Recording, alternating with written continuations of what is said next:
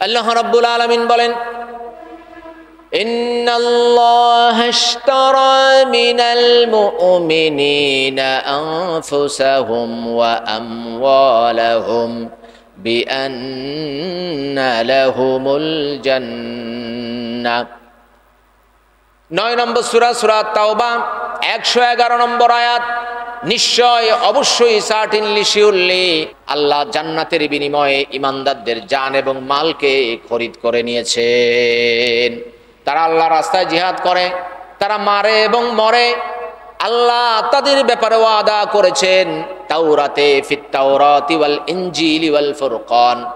আল্লাহ তাদের ব্যাপারে ওয়াদা করেছেন তাওরাতে, ইনজিলে এবং কোরআনে, অর্থাৎ তারা সফল কাম হবেই হবে। সুবহানাল্লাহ। তাহলে আমাদের জান এবং মাল এটা কি আমাদের না আল্লাহর?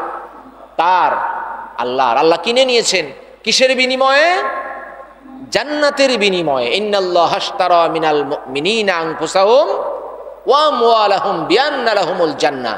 জান্নাতের বিনিময়ে আল্লাহ মুমিনদের জান এবং মাল কি করেছেন? খরিদ করে নিয়েছেন, ক্রয় করে নিয়েছেন, কিনে নিয়েছেন। তাহলে এই জান, আপনার আমার জান, আমার না আল্লাহর? সবাই বলেন কার? আল্লাহর। তো আল্লাহর জান এবং মাল আল্লাহর রাস্তায় খরচ করব না শয়তানের রাস্তায় খরচ করব? আল্লাহর রাস্তায় খরচ করতে হবে। এবং আল্লাহ ওয়াদা দিচ্ছেন যে তারা সফল কাম হবেই হবে। মুসলমানদের কালিমার পতাকা সারা বিশ্ব জুড়ে উড্ডীন হবে। আপনি বলেন তো, ইরান কি ইসরায়েলের উপর কোন হামলা করেছে? করেছে? নেইমার, মেসি, রোনালদোর পক্ষ নেওয়া, তাদের পক্ষে যাওয়া আমাদের জন্য খুব সহজ। কিন্তু এই ইসরায়েলের পক্ষে যাব না ইরানের পক্ষে যাব, এটা আমাদের জন্য খুব কঠিন। কারণ আমাদের দেশের বিভিন্ন বক্তারা, বিভিন্ন লেকচারাররা নানান ধরনের তথ্য হাজির করছে। হ্যাঁ, অনেক তথ্য সঠিক, অনেক তথ্যে আবার ভুলও আছে। বর্তমানে ইরান হচ্ছে মাজলুম। ইরান কি মাজলুম, অত্যাচারিত। ইসরায়েল হচ্ছে জালেম।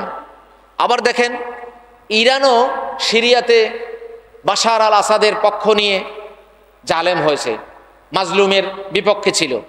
ইয়েমেনেও শান্তিপ্রিয় একটা রাষ্ট্র, সেখানেও ইরান নিজের স্বার্থে হুতিদেরকে লেলিয়ে দিয়ে সেখানে দীর্ঘদিন একটা সংঘাত জিয়ে রেখেছে।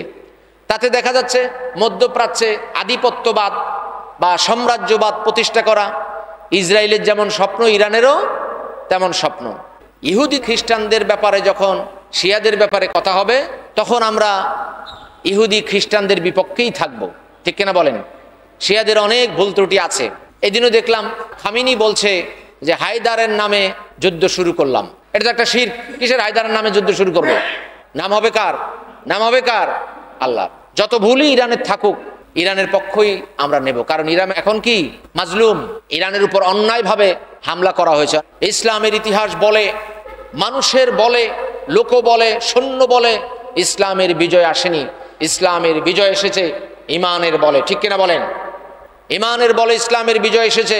মাত্র 313 জন মর্দে মুজাহিদ, যাদের অনেকের কাছে তীর তলোয়ার ছিল না, ঘোড়া ছিল না, প্রশিক্ষণ ছিল না, অপ্রশিক্ষিত সাধারণ কৃষক, তারা যুদ্ধ করতে এসেছে। তারা হাসাহাসি করতে লাগলো, ওই কৃষক এরা আমাদের সাথে যুদ্ধ করবে। সেই 313 জনই আল্লাহর রহমে বিজয় লাভ করেছে। ঠিক কিনা বলেন? ইহুদি খ্রিস্টানরা তারা জানে যে মুসলমানরা আবারও পৃথিবীর বুকে বিজয়ের পতাকা তুলতে পারে। মুসলমানদের স্বর্ণযুগ অতীত ইতিহাস জানে। তবে মুসলমানরা যেখানেই বিজয় অর্জন করুক না কেন, কোথাও তারা গণহত্যা চালায়নি। ভারতে এখন যেইভাবে কিছুদিন পরপরই মুসলমানদেরকে মারা হচ্ছে, বের করে দেওয়া হচ্ছে। 800-900 বছর পর্যন্ত ভারতে মুসলিমরা শাসন করেছে। যদি হিন্দুদেরকে বের করে দেওয়া হতো 800 বছর পর্যন্ত, একটা হিন্দু কি ভারতে থাকতো? কি বলেন? থাকতো? থাকতো না। মুসলিমরা হচ্ছে উদার জাতি। আমাদের দেশে বা বিশ্বের বিভিন্ন পত্রপত্রিকায়, মিডিয়াগুলোতে প্রচার করা হয় মুসলিমরা উগ্র জাতি। মুসলিমরা উগ্র। প্রথম বিশ্বযুদ্ধ কি মুসলিমরা করেছিল? দ্বিতীয় বিশ্বযুদ্ধ মুসলিমরা করেছিল। মুসলমানদের শ্রেষ্ঠত্বের কারণে মুসলমানদেরকে তারা ভয় পায়, এজন্য মুসলমানদেরকে দমন করে রাখতে চায়। আজকের ইরান বলেন, তার আগের দিনের আফগানিস্তান বলেন, তার আগের দিনের লিবিয়া বলেন, ইরাক বলেন, যারাই একটু মাথা চাড়া দিয়ে উঠতে চেয়েছে তাদেরকেই দমন করার জন্য তারা ছুটে এসেছে। ঠিক কিনা বলেন? সাদ্দাম হোসেনও একটু উঠতে চাচ্ছিল, তাকে দমন করার জন্য নানানভাবে কায়দা কানুন ফন্দি ফিকির করে তাকে দুনিয়ার বুক থেকে নিশ্চিহ্ন করে দেওয়া হলো। এরপরে লিবিয়ার মুয়াম্মার গাদ্দাফি, তারাই তাকে বসিয়েছে। যখন দেখলো যে সে মুসলিম তাহাজিব তামাদ্দুনের দিকে ফিরে আসছে, উল্টাপাল্টা পথে নাই, কিছুটা লাইনে আসছে, তখনই তাকে সরিয়ে দিল, যে মুসলমানরা কোনো অবস্থাতেই যেন উপরে উঠতে না পারে।